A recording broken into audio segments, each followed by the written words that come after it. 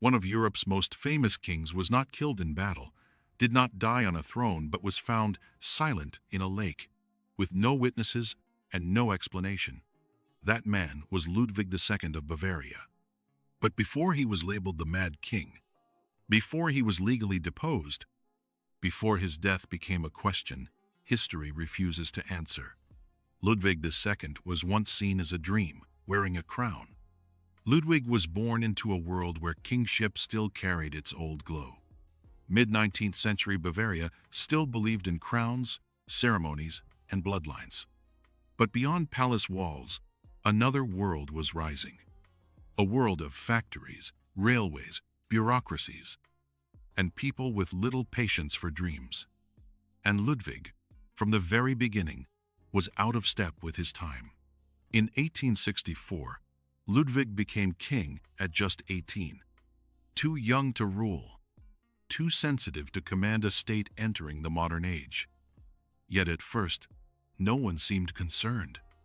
He was handsome, quiet. He looked like a king lifted from a painting rather than a balance sheet.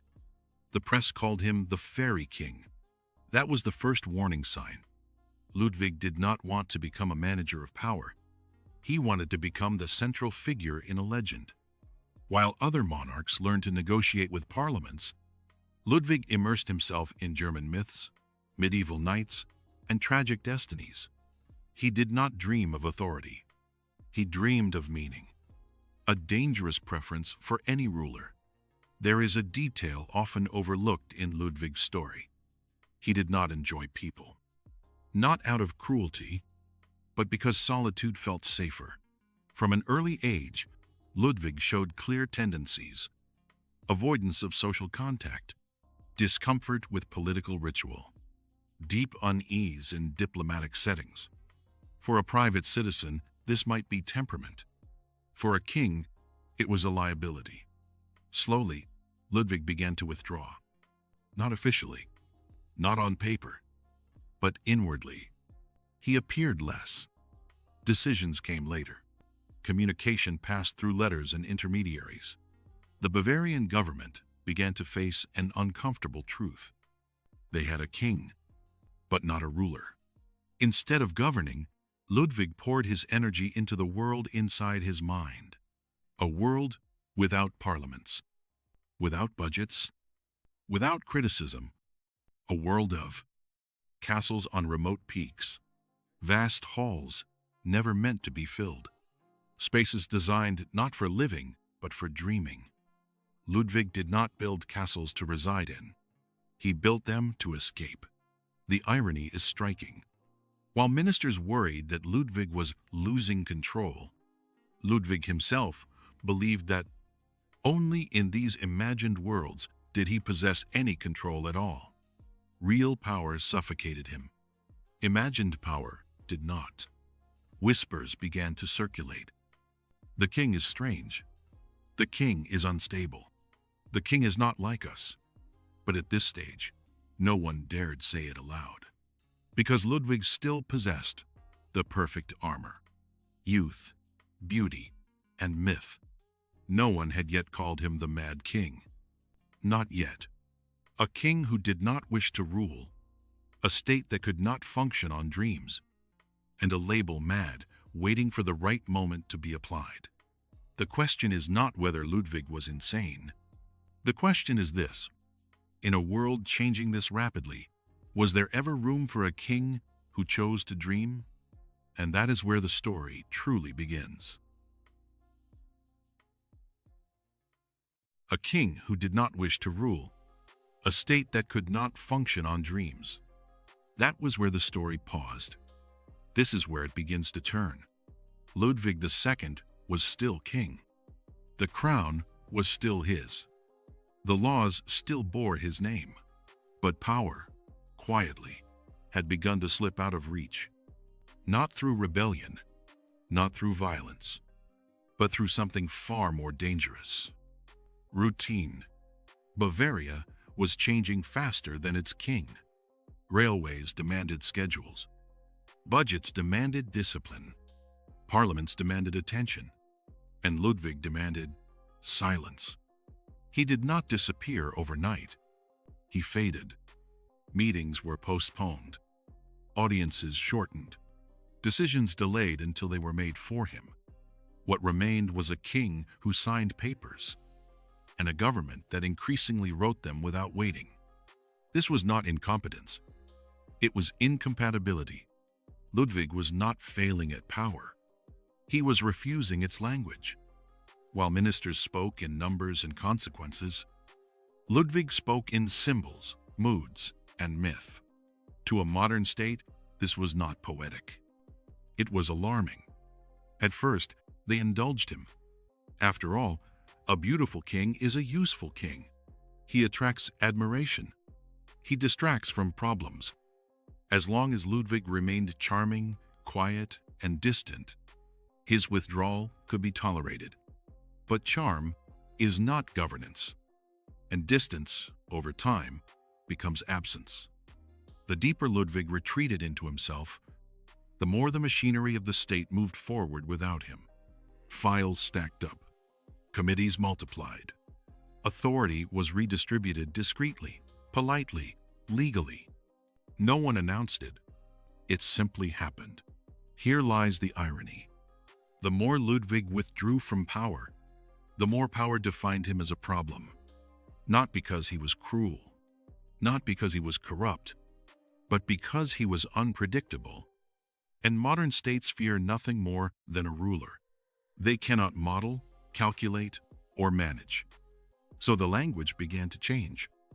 Not publicly, not yet, but behind closed doors, new words appeared.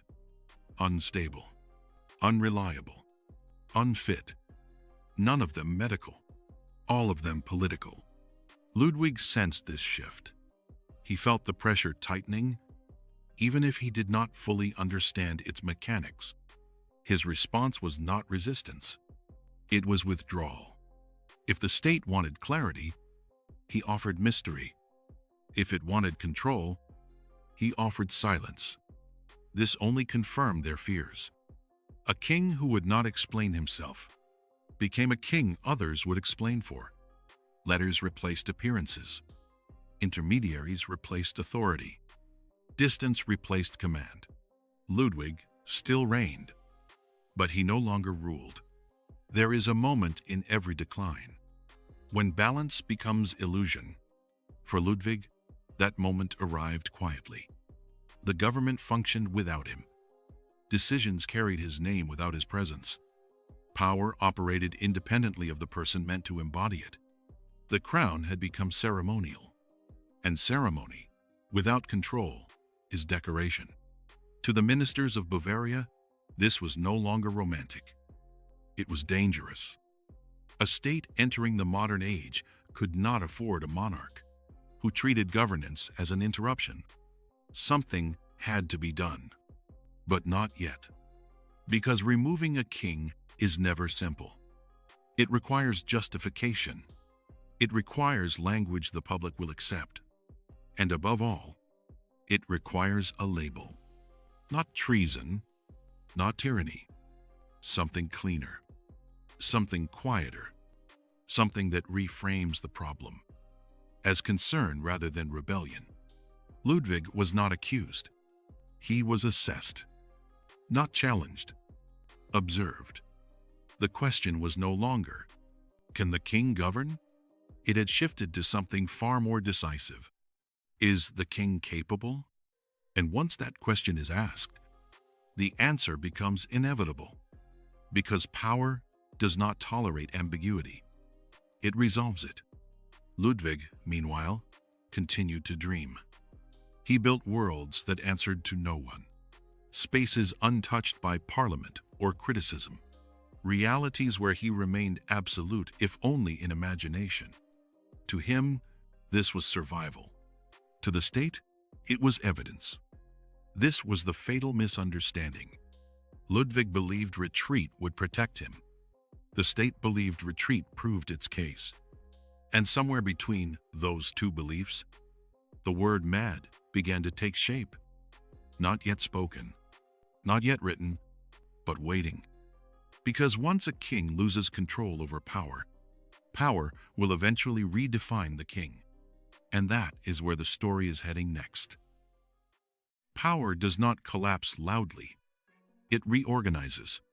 When Ludwig II ceased to control power, power did not abandon him. It began to redefine him. The question had already changed. No longer, how should the king rule? But something far more surgical. Is the king capable? And capability, unlike loyalty or tradition, could be measured, documented, and replaced. Ludwig did not face an accusation. He faced an evaluation. This distinction matters. Kings accused can defend themselves. Kings assessed become objects. Files replaced conversations. Reports replaced audiences. Observation replaced authority. The state did not confront Ludwig. It studied him. And here, history often makes a convenient mistake. It assumes madness was discovered. In reality, madness was constructed. No physician ever examined Ludwig in person. No direct interview. No formal assessment. No medical confrontation. Instead, doctors were asked to read letters, to review testimonies, to interpret distance. This was not diagnosis. It was interpretation, filtered through politics. The evidence presented was not criminal. It was inconvenient. Ludwig avoided meetings, preferred solitude, obsessed over art, distrusted bureaucracy. None of this was illegal. None of it was violent, but all of it was unmanageable. Modern states do not fear cruelty. They fear unpredictability. A king who refuses to speak clearly, who cannot be anticipated, who cannot be controlled through routine, is not dangerous in intent, but dangerous in structure. And so the language hardened. The words chosen were careful. Not tyrant, not traitor, not enemy. Those provoke resistance. Instead, mentally unfit, incapable of governance, unsound, words that sound humane, words that sound responsible, words that close doors quietly. Ludwig was never informed in advance. There was no warning. One day, he was king in retreat. The next, he was king in question. And once questioned, his silence became confirmation. This is where irony sharpens. The more Ludwig withdrew to protect himself, the more his withdrawal was used against him. His solitude became suspicion. His imagination became instability. His refusal to perform power became proof he no longer possessed it. To Ludwig, the world had become unbearable. To the state, Ludwig had become ungovernable. These were not opposing views. They were incompatible realities. The declaration came with no spectacle, no trial, no rebellion, no blood, just documents, just signatures, just the calm language of legality. Ludwig II was declared unfit to rule, not removed as a villain, but dismissed as a patient. This was the decisive transformation. Ludwig was no longer a political figure. He was now a case. Once a king becomes a case, the outcome is no longer negotiated. It is administered. Publicly, Bavaria was told the king had fallen ill. Privately, the state had solved its problem. There would be no resistance from the army, no uprising from the people. After all, who rallies behind a man declared mad? And yet, something crucial was lost in the process. Because in declaring Ludwig insane, the state absolved itself of responsibility. The failure was no longer structural. It was personal. The incompatibility between dream and modernity was reduced to a diagnosis. Ludwig was isolated, removed from power, removed from presence, removed from voice. Not imprisoned, protected. Not silenced, treated. Language once again did its work. He had not been defeated. He had been redefined, from king to liability, from ruler to risk, from symbol of the state to justification for its intervention. This is the true weight of the label Mad King. It is not a description. It is a conclusion designed to end discussion. Because once madness is declared, no further explanation is required. Ludwig II did not lose his crown in battle. He lost it to paperwork, to committees, to concern, to a system that no longer needed him. And yet, the story does not end with his removal, because the label that stripped him of power also stripped him of protection. Once declared mad, Ludwig ceased to be a king the state must obey. He became a problem the state must manage. And management, as history shows, often leads somewhere very quiet, somewhere isolated, somewhere without witnesses. Once Ludwig II was declared unfit, the world decided who he was allowed to be. What followed was not chaos. It was containment. Stripped of authority but not yet of freedom, Ludwig retreated fully into the only realm that had never contradicted him. Architecture. Stone did not question him. Walls did not interrupt. Space did not argue. Where power had rejected him, buildings still obeyed. To the state, Ludwig's castles became evidence, proof of excess, proof of obsession, proof of a king detached from reality. But to Ludwig, they were something else entirely. They were controlled worlds. Each castle followed the same principle: maximum beauty, minimum interference. Rooms were vast and often empty. Corridors stretched longer than necessary. Chairs were placed where no one would sit. These were not palaces designed for life.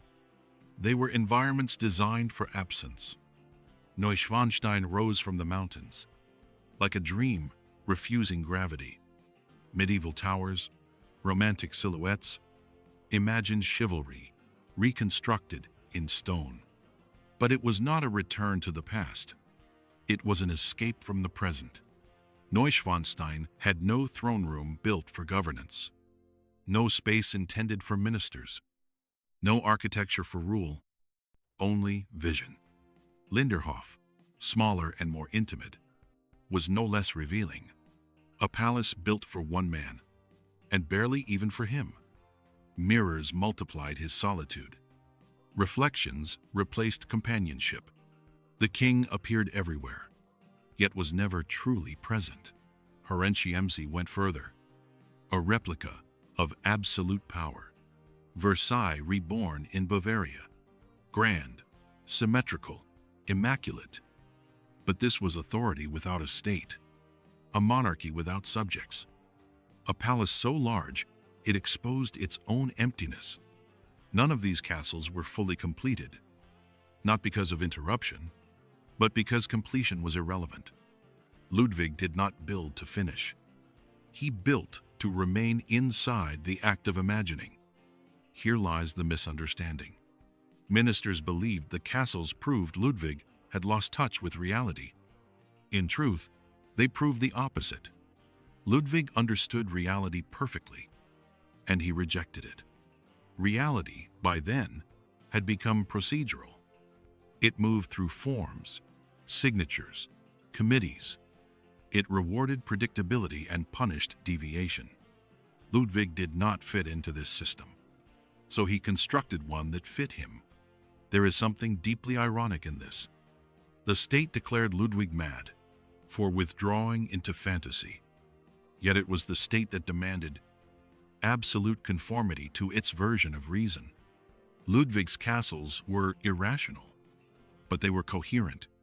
They followed a single rule: no intrusion. Inside these spaces, Ludwig controlled light, controlled silence, controlled distance. He could decide where a chair stood and whether it would ever be used. This was not indulgence. It was autonomy, and autonomy was precisely what had been taken from him. The more Ludwig retreated into stone and vision, the more the state pointed at those structures and said, "There, that is the problem." The castles became symbols, not of beauty, but of deviation. Yet the true conflict was never about architecture. It was about function. The modern state required a king who would participate. Ludwig required a world that would not demand him. So the castles stood, silent, cold, magnificent, while the machinery of governance continued without him. They were monuments not to madness, but to non-compliance. In these buildings, Ludwig did not argue with reality. He stepped around it, and that, to a system built on control, was unforgivable. By now, the separation was complete. Ludwig lived in places untouched by policy. The state operated in rooms he would never enter. Two realities existed side by side, and neither recognized the other. The castles were never meant to rule Bavaria. They were meant to protect Ludwig from a world that had already ruled without him. But protection has limits, and imagination offers no defense against a system that has already decided your role. Stone can shelter a man, but it cannot restore power, and soon even these worlds would no longer belong to him. Castles could shelter Ludwig II from reality. They could not shield him from authority. Once declared unfit, Ludwig was no longer treated as a king who had stepped aside. He was treated as a risk that required management. This distinction mattered. A king may withdraw by choice. A risk must be contained. The transition was careful. No chains. No public spectacle. No dramatic confrontation. Only supervision. His movements were noted. His routines adjusted. His environment selected for him. Everything was done politely, and therefore permanently. Ludwig was not imprisoned. He was relocated. The language was deliberate. He was being protected from strain, from responsibility, from himself. Protection, after all, sounds humane.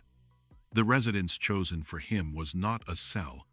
It was a comfortable estate, quiet, orderly, isolated. A place where nothing unexpected could happen, and nothing important ever would. Guards were present, though rarely described as such. Attendants, observers, caretakers, men whose task was not to restrain Ludwig, but to ensure he did not act independently. Freedom was not removed. It was filtered. Every action now required permission. Every outing required approval. Every conversation was witnessed. Every silence recorded. Ludwig still walked freely through rooms and gardens, but he no longer decided where or when. This was control at its most refined, not domination, administration. The state had learned something crucial. Removing Ludwig's crown was not enough. Crowns are symbols. Agency is substance. And so his agency was dismantled quietly. He could no longer issue orders.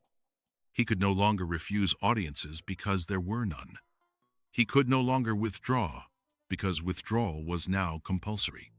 The choices that once defined his retreat were no longer his to make. This is the paradox of deposition. Ludwig had withdrawn from power voluntarily, but now he was prevented from withdrawing further. Even escape had been regulated.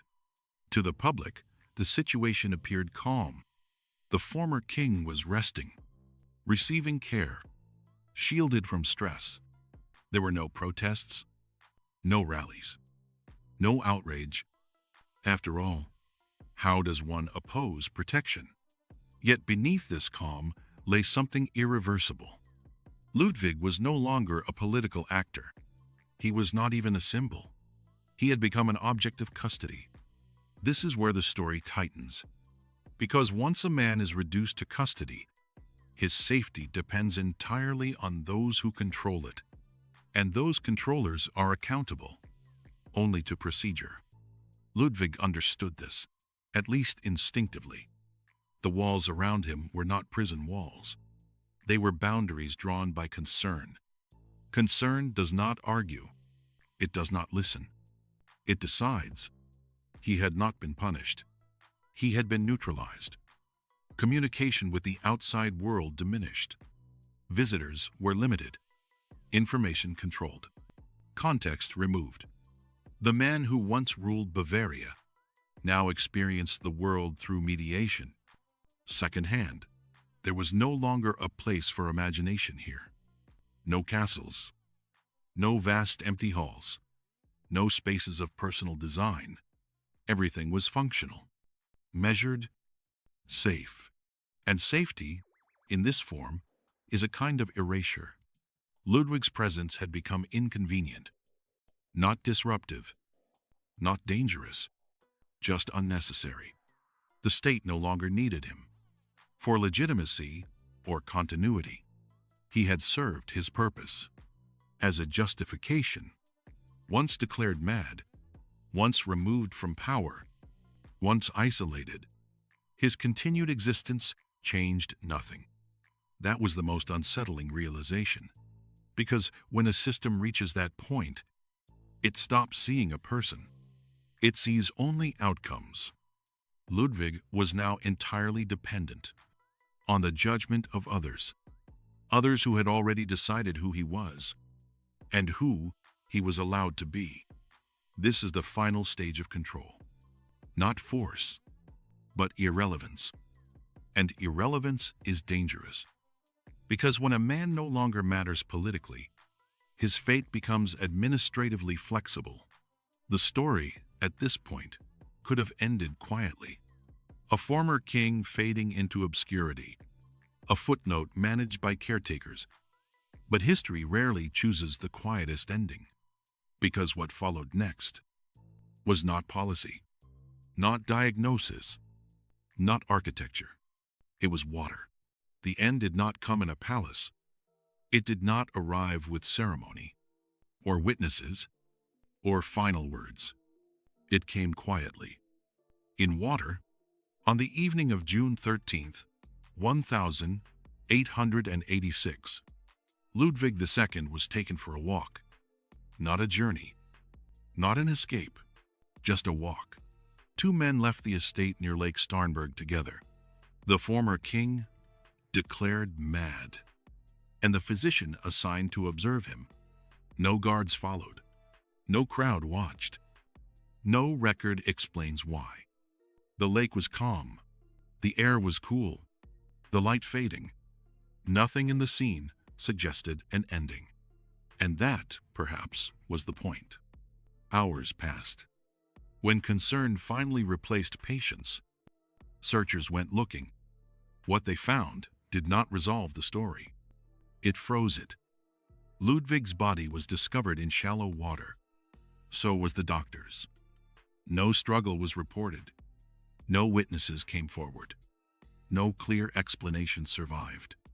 The official verdict was brief. Drowning. But history rarely accepts brevity, because nothing about Ludwig's life had ever been simple. Ludwig was known to be a strong swimmer. The water was not deep. The weather was not violent. There were no obvious signs of panic. And the doctor, the man meant to watch him, had died as well. Almost immediately, questions surfaced. Did Ludwig take his own life? Was there an attempt to escape? Was there a confrontation? Was there intervention? Each theory arrived with confidence. None arrived with proof. The state offered no further clarification. The matter was considered closed. And that silence became the final chapter. But to understand the lake, one must understand what had been taken from Ludwig before he entered it. He had lost his crown, his authority, his voice, then his freedom, then his relevance. By the time he reached the water's edge, Ludwig was no longer a king. He was no longer even a problem. He was a managed outcome. This matters because people who still matter are protected by attention. People who no longer matter are protected only by procedure. Ludwig's death removed the last unresolved element. There would be no appeals, no reversals, no return. The system could move forward. And it did. The lake absorbed everything else. Speculation, suspicion, doubt. Water is excellent at that. In the years that followed, Ludwig was rebranded one final time, not as a ruler, not even as a patient, but as a tragedy. The mad king, the fairy king, the dreamer who drowned. Simple labels, comfortable ones. Yet none of them explain why his story still lingers. Because Ludwig did not die fighting power. He died after power had already finished with him. That is the quieter horror. There is no evidence that Ludwig was executed. There is no proof that he was murdered. But there is also no certainty that he was protected. And that ambiguity is not accidental. History often leaves unanswered questions, not because it cannot answer them, but because answering them would be inconvenient. The lake, then, is not just a place. It is a symbol of how systems end stories without confrontation, of how silence can replace violence, of how control does not always require force. Ludwig II spent his life building worlds where he could control space, light, distance, and silence. In the end, silence returned the favor. His castles remain cold, magnificent, empty, visited by millions, ruled by no one. And perhaps that is the final irony. The king who refused to rule reality ended up ruling imagination, not through power, but through absence. Ludwig II was declared mad because he would not adapt to a world that no longer had patience for dreams.